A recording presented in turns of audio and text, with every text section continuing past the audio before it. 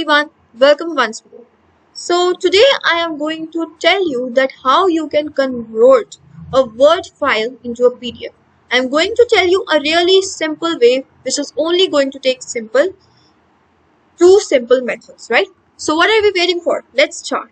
So first of all you have to go to your Word file, right? So this is my Word file, as you can see this.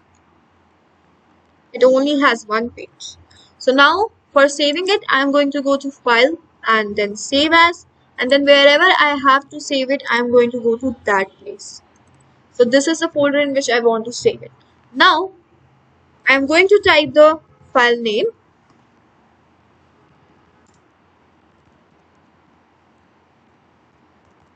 It's done, right?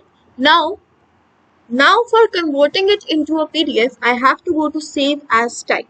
Here I will get many options. You can convert it into any web page, single file web page, and many more. So right now I want to convert it into PDF. So I'm going to simply click PDF, right?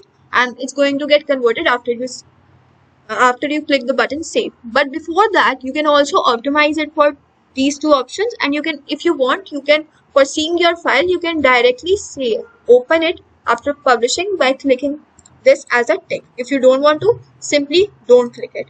But I want to. Right now I'm going to go to save and see it's converted.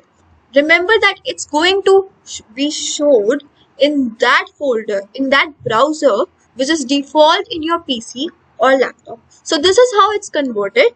Thanks for watching and don't forget to like, share and subscribe. Thank you.